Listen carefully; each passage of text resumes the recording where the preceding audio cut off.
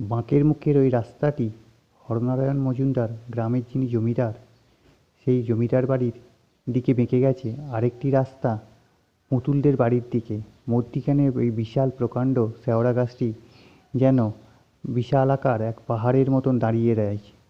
রাতের অন্ধকারে পুতুল ওখান দিয়ে যাওয়ার সময় একটু ভীতু ছিল বটে, কিন্তু সে মনে মনে ভাবল ভয় পেলে চলবে না। লোকের মুখে তো অনেক কথাই প্রচলিত হয়, কিন্তু সব কথাই কি সত্যি হয়? এই কথা ভাবতে ভাবতে কিছু দূর যাবার পরে পুতুল দেখতে পেল যে সামনে একটা সাদা রঙের ছায়া দেখা যাচ্ছে। সে ভাবল হরনারায়ণ মজুমদারের বাড়ি থেকে ভোজবাড়ি খেয়ে অনেকেই তো ফেরত চলে আসছে, হয়তো তাদের মধ্যেই একজন। কিন্তু না, পুতুলের সেই ভয় বা ভীতু যে স্বভাব, সেই স্বভাব যেন তাকে জাঁকিয়ে বসল। সে যেতে যেতে তার মাথার মধ্যে বিভিন্ন রকমের চিন্তাভাবনার খেলা খেলতে লাগলো। সে কিছু দূর এগালো, তারপর ভাবলো যে সঙ্গে যদি আরও কেউ থাকতো ভালো হতো। মা বা বাবা কেউই তো এলো না, আর সঙ্গে যদি আরও কাউকে গ্রামের পাই তাহলে খুব ভালো হয়। এই কথা ভাবতে ভাবতে কিছু দূর গিয়ে যাবার পরই পুতুল একটু সন্ত্রস্ত হয়ে পড়ল।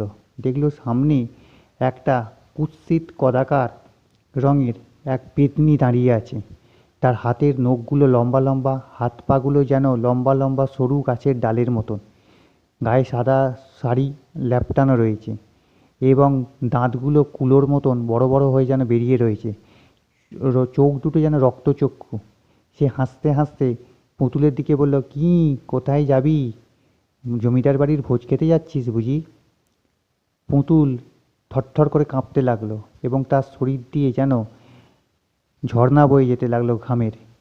তার সারা শরীর ভিজে গেল ভয়েতে। মাথা দিয়ে টস টস করে ঘাম পড়তে লাগছে। সে ঠান্ডা, বেসিক্যালি গ্রামের রাস্তাঘাট রাতের দিকে বা গ্রামের পরিবেশ থমথমে হয়ে যায় এবং জ্যোৎস্না রাতে বা চাঁদের আলোয় পুরো পরিবেশটা একটা শান্ত প্রকৃতি বলে মনে হয়। সেই নিরালা নিস্তব্ধ নির্জন জায়গায় ঠান্ডা হাওয়া প্রবাহিত হতে থাকে।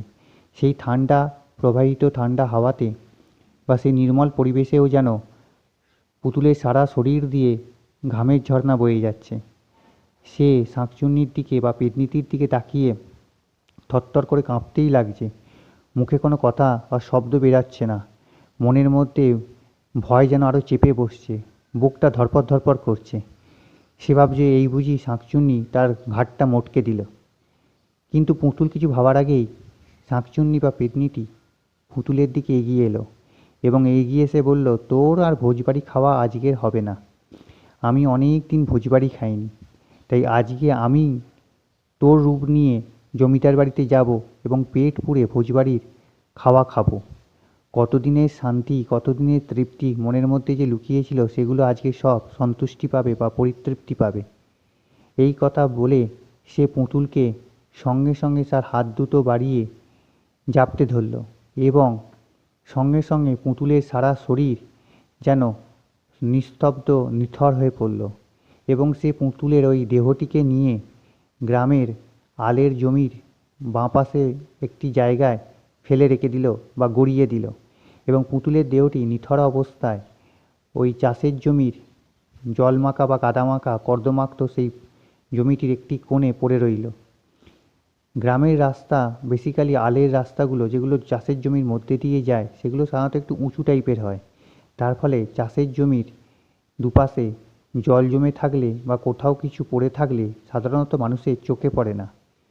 এইবার শাঁকচুন্নি বা পেতনিটি পুতুলের রূপটি ধারণ করলো এবং মনে মনে বলতে লাগলো, আজকে আমার অনেক দিনের বাসনা পূর্ণ হতে চলেছে। এই বলে সে আর বিন্দুমাত্র দ্বিধা বা দেরি না করেই জমিদার বাড়ির দিকে রওনা হলো বা প্রস্থান করলো। গ্রামের অনেক লোকেরই খাওয়া বাকি ছিল, তাই অনেক লোকই ওই রাস্তার দিকে এগোচ্ছিল।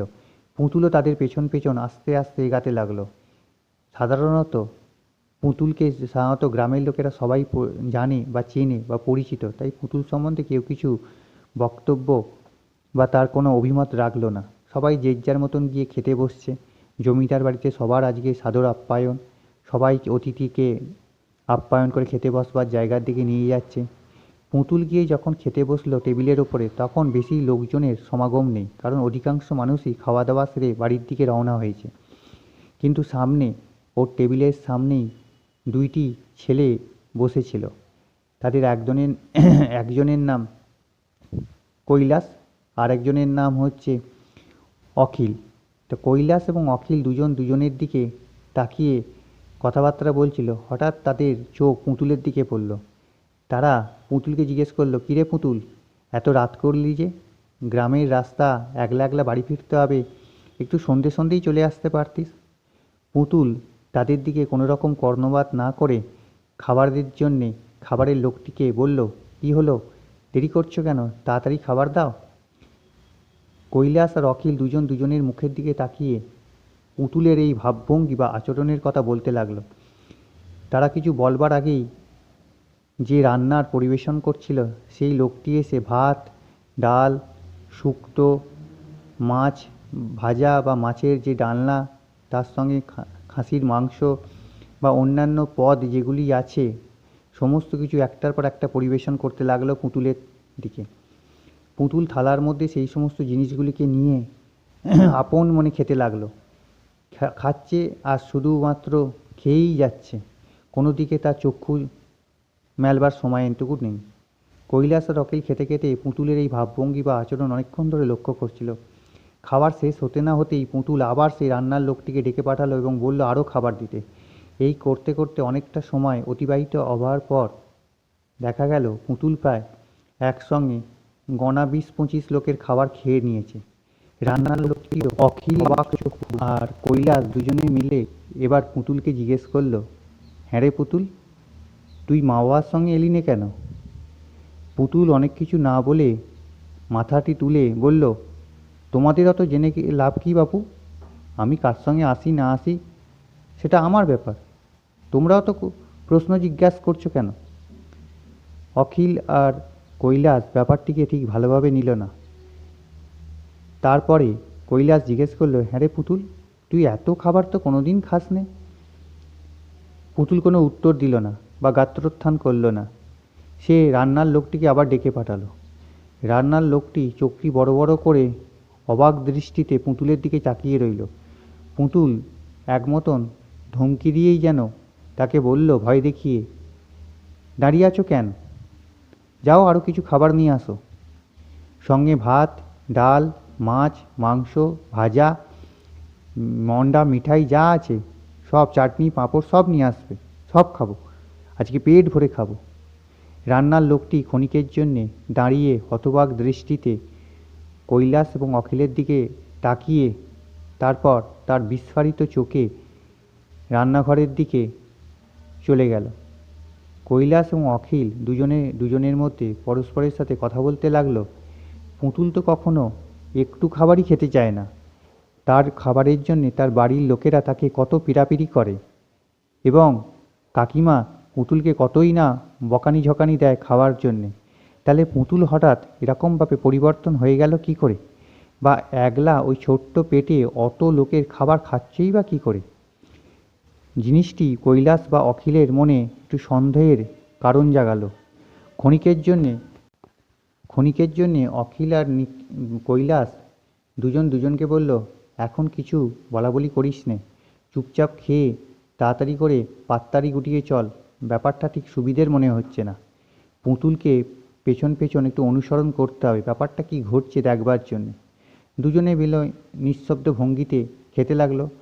ক্ষণিক পরেই রান্নার লোকটি এসে কিছু সংখ্যক খাবার দিয়ে পুতুলকে জানিয়ে দিয়ে গেল রান্নাঘরের সমস্ত খাবারই প্রায় শেষ, আর কোনো খাবার বেঁচে নেই। পুতুল রান্নার লোকটির দিকে তাকিয়ে মুচকি হেসে বলল, ও শেষ, ঠিক আছে, যা আছে তাতেই এখন কাজ চালিয়ে নেবক্ষণ, বলে আপন মনে বিড়বিড় করে কী সব বলতে লাগলো আর তারপর খেতে লাগলো। ক্ষণিক পরে তিনজনেরই খাওয়া দাওয়া হয়ে যাওয়ায় উঠবে করছে এমন সময় হরনারায়ণ মজুমদার সামনে এসে প্রকট হলেন। তিনি বললেন, তোমরা সব ভালো করে খেয়েছো তো? তোমাদেরকে খাইয়ে তৃপ্তি পেয়ে আমি খুব খুশি। অখিল আর কৈলাস নতজানু হয়ে বলল, জমিদার মশাই, আপনার আতিথেয়তার কোনো ত্রুটি নেই, আমরা অনেক খুশি, আমরা এতদিন পর এত ভালো এবং এত সুন্দর যে ভোজবাড়ি খেয়েছি তাতে আমরা খুব তৃপ্ত। হরনারায়ণ মজুমদার পুতুলকে জিজ্ঞেস করলো, হ্যাঁ রে মা, খেয়েছিস তো? পুতুল বলল, তা খেয়েছি বটে, তবে আরও কিছু খেতে পারতুম। হরনারায়ণ মজুমদার যেন একটু হেসে উঠলেন, বললেন, ঠিক আছে, চিন্তা করিস নে। আবার হরনারায়ণ মজুমদার পুতুলকে এই বলে আশ্বাস দিল যে কিছুদিন পর যদি আবার কোনো ভোজবাড়ি বা ভোজবাড়ির অনুষ্ঠান হয়, নিশ্চিত রূপে তাকে নিমন্ত্রণ করে আগাম জানানো হবে। পুতুল খুশি হয়ে বলল, ঠিক আছে, তাই হবে। তখন হরনারায়ণ মজুমদার পাল্টা প্রশ্ন জিজ্ঞেস করলো, হ্যাঁ রে মা, এত রাত্রে তুই কার সঙ্গে যাবি? তুই তো একলা এসেছিস দেখছি, তোর মা বাপ আসে নাই। তখন বলল, চিন্তা করছো কেন? ওই তো দুইজনা আছে, ওরা তো আমার বাড়ির পাশেই থাকে। অখিল আর কৈলাসকে দিকে আঙুল নির্দেশ করে বলল, ও অখিল আর কৈলাস, ঠিক আছে, তাহলে ওদের সঙ্গেই সাবধানে যাস মা, দেখে পুতুল অখিল আর কৈলাসকে জিজ্ঞাসা করল, তোমরা এখন বাড়ির দিকে যাবে নাকি? খাওয়া দাওয়া তো হয়ে গেছে, এবার বাড়ির দিকে রওনা দেওয়া যাক। অখিল আর কৈলাস বলল, হ্যাঁ হ্যাঁ, আমরা তো যাব বলেই তৈরি হচ্ছি। তো তুই যখন আমাদের সঙ্গে যাবি, তো চল, আমাদের সঙ্গেই চল। এই বলে তারা তিনজনে রাস্তার দিকে অগ্রসর হতে লাগলো।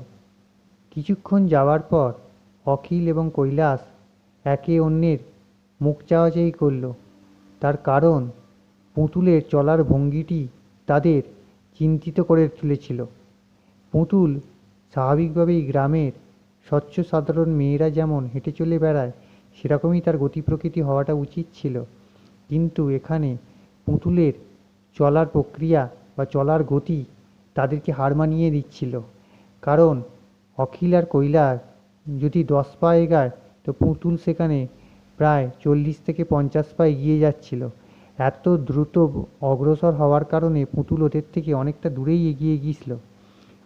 কৈলাস অখিলের দিকে নির্দেশ করে বলল, দেখেছিস অখিল, পুতুলের চলার গতি প্রকৃতি আমার ঠিক ভালো লাগছে না। কেন বলতো এরকম করছে মেয়েটি আজকে? অখিল তখন বলল, আমিও তো তাই ভাবছি, পুতুলের একই হলো, খাওয়া দাওয়া বা চলাফেরার ভাবভঙ্গি দেখে আমারও ঠিক ঠিক লাগছে না। তবে একটা কাজ করা যাক, ওকে বাড়ি অবধি এগিয়ে দিয়ে চল একটু আমরা গুরু ঠাকুরের সঙ্গে দেখা সাক্ষাৎ করে আসি এবং বিষয়টি ওনার কানে একটু দিয়ে আসি। গুরু ঠাকুর আর কেউ নয়, সেই গ্রামেরই একজন সিদ্ধ সাধক বা তান্ত্রিক বাবা বলে পরিচিত এক ব্যক্তি। তিনি দীর্ঘদিন ধরে জপ তপ এবং ভগবানের সেবায় নিযুক্ত থাকার কারণে ওই গ্রামের প্রত্যেকটি মানুষ, নরনারী পুরুষ মহিলা সবাই নির্বিশেষে ওনাকে গুরু ঠাকুর বলেই সম্ভাষণ করেন। তা গুরু ঠাকুর গ্রামের ভেতরে যে জঙ্গলটি রয়েছে, সেই জঙ্গলের মধ্যে একটি ছোট্ট কুটির বানিয়ে সেখানেই থাকেন এবং সেখানেই খাওয়া দাওয়া করেন।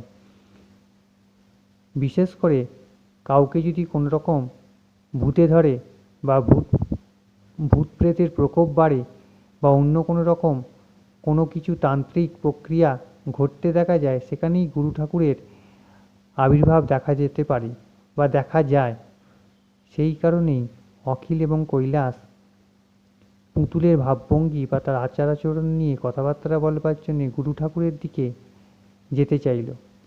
পুতুল খানিকটা দূর চলার পরই অখিল আর কৈলাসের নজর থেকে অনেকটা দূরে চলে গেল। অখিল কৈলাসকে জিজ্ঞেস করলো, হ্যাঁ রে কৈলাস, পুতুলকে দেখতে পেলি? কৈলাস বলল, ওই কথাটিই তো আমি তোকে জিজ্ঞাসা করব ভাবছিলাম। পুতুল গেল কোথায়? এর মধ্যে কি ওর বাড়ির দিকে রওনা হয়ে গেছে এত তাড়াতাড়ি? বাড়িতেও এখন বেশ খানিকটা দূরে। অখিল আর কৈলাস কথা না বাড়িয়ে দুজনে দুজনের মুখ চাওয়াচাই করে একে অন্যকে বলল, চল, আর দেরি করা ঠিক হবে না। পুতুল যদি বাড়ির দিকে রওনা হয়ে গিয়ে থাকে তো যাক, আমরা গুরু ঠাকুরের কাছে যাই, রাতও বাড়ছে, বেশি রাত্রির করা ঠিক হবে না। এই বলে তারা জঙ্গলের দিকে হাঁটা দিল। কিছুক্ষণ চলবার পর একটি ছোট্ট কুটির ঘন জঙ্গলের মধ্যে দেখা গেল এবং সেই কুটিরের মধ্যে হইতে একটি আলোর শিখা, বহ্নি শিখা দেখতে পাওয়া গেল। সেটি জ্বলজ্বল করে চলছে এবং প্রকৃতি বা বায়ুর হাওয়ার কারণে সেটি মাঝে মাঝে নড়ে উঠছে। তাই আলোর গতি প্রকৃতি একই দিকে বা একই সরলরেখায় না থেকে কখনো কখনো এদিক ওদিক করছে। কৈলাস আর অখিল নির্দ্বিধায় এবং নির্বিঘ্নে কোনো রকম ভয় টয় না পেয়েই তারা গুরু ঠাকুরের কুটিরটির সামনে গিয়ে হাজির হলো এবং তারা সজোরে জিজ্ঞাসাবাদ করল, গুরু ঠাকুর আছেন নাকি ভেতরে?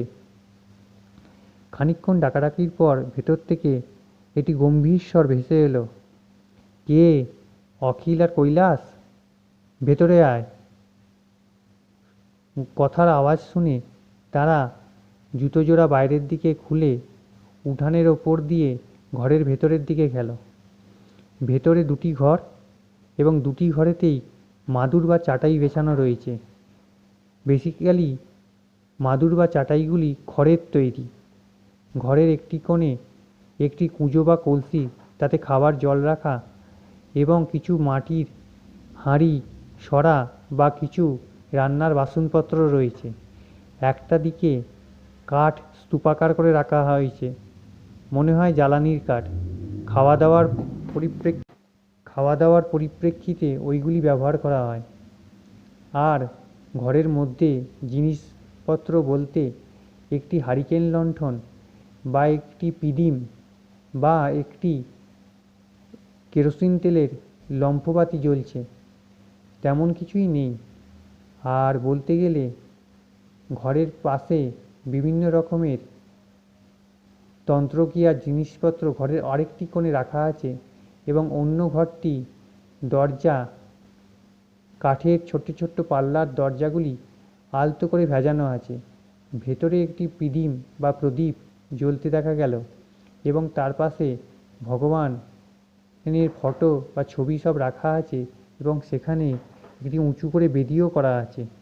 মনে হয় গুরু ঠাকুর ওখানেই তন্ত্র সাধনা করেন। তার পাশে কিছু নরখুলি বা কঙ্কাল এর খুলি বা কঙ্কালের হাড়গোড় সব পড়ে রয়েছে এবং চারিদিকে সিঁদুর বা অন্যান্য জাতীয় জিনিসগুলিও রাখা আছে, যেগুলো তন্ত্র সাধনায় কাজে লাগে। ওরা চারিদিকে একবার চোখ বুলিয়ে তারপর মেঝেতে চাটাইয়ের ওপর বসে পড়ল। এর আগেও ওরা 20-25 বার এইখানে এসেছে, তাই ঘরগুলি সম্বন্ধে তারা ওয়াকিবহল ছিল, কিন্তু রাতের অন্ধকারে বেসিক্যালি তারা কখনো এইদিকে আসেনি। এই নিয়ে হয়তো 2 বার হবে। তাই গুরু ঠাকুর তাদেরকে বসতে বলে মাটির সরা এবং হাঁড়িতে করে ভাতের চাল বসাচ্ছিলেন এবং চাল ধুয়ে তলায় উনুনে কাঠ জ্বালিয়ে সমস্ত কিছু প্রস্তুত করে রেডি করে উনি ওদের কাছে এলেন এবং বললেন, বল বাবারা, কেন এসেছিস এত রাত্রে? এই বুড়ো গুরু ঠাকুরের কাছে তোদের আবার কি দরকার পড়ল? ওরা তখন নির্দ্বিধায় এবং নির্বিঘ্নে এবং নির্ভয়ে সমস্ত ঘটনা আজকের, বিশেষ করে পুতুল সম্বন্ধীয় সমস্ত ঘটনাগুলি একটির পর একটি বৃত্তান্ত গুরু ঠাকুরের সামনে তুলে ধরল। সমস্ত কিছু শোনবার পর গুরু ঠাকুর বললেন, তোরা ঠিকই ভেবেছিস, এটি কোনো সাধারণ মেয়ের কাজ নয়। কারণ কিছুদিন আগেই আমি একটি পেতনিকে পাশের গ্রাম থেকে তাড়িয়েছিলাম এবং সেই পেতনি মরার আগে অবধি ভালো করে খেতে পায়নি এবং সেই খেতে না পাওয়ার কারণে তার অতৃপ্ত আত্মা এখনও খাবার খুঁজে বেড়াচ্ছে। মনে হয় ওই গ্রামের ওই পেতনিটিই হয়তো পুতুল মায়ের ওপর ভর করেছে। তখন কৈলাস জিজ্ঞাসা করল, আচ্ছা গুরু ঠাকুর, এখন তাহলে আমাদের কি করণীয় আছে? গুরু ঠাকুর ওদেরকে বললেন, এখন করণীয় বলতে তেমন কিছুই নয়। 1 দিন 2 দিন তোরা একটু দেখ, পুতুলের ওপর নজরদারি কর, কি কি ঘটনা ঘটছে একটু আমাকে বৃত্তান্ত সহকারে বল। তারপর ইতিমধ্যে এই 2 দিনের মধ্যে আমি কিছু সামগ্রী জোগাড় করে ফেলি, কারণ ওই পেতনিটি অত সহজে ধরা দেবে না। তাহলে সেই পেতনিটিকে ধরবার জন্যে বা তাকে বাগে আনবার জন্যে কিছু আমাকে জিনিসপত্র জোগাড় করতে হবে। এই সমস্ত কথোপকথন হতে হতে রাত অনেকটা বেড়ে গেছে। ওরা তখন গুরু ঠাকুরকে বলল, আচ্ছা গুরু ঠাকুর, আজকের মতো তাহলে বিদায় নিই, কাল থেকেই লেগে পড়বো কাজে। গুরু ঠাকুর ওদের আশীর্বাদ করে বললেন, চিন্তা করো না বাবা, নিশ্চিন্তে যাও, ভগবানের নাম করতে করতে যাও, আমি সবসময় তোমাদের সাথেই আছি, কোনো ভয় নেই, কেউ কিচ্ছু তোমাদের করতে পারবে না। আর পুতুল মাকে নিয়ে চিন্তা করতে হবে না, তবে যদি পারো ওর বাবা মাকে একটু সাবধান করে দিও। এই বলে কৈলাস আর অখিল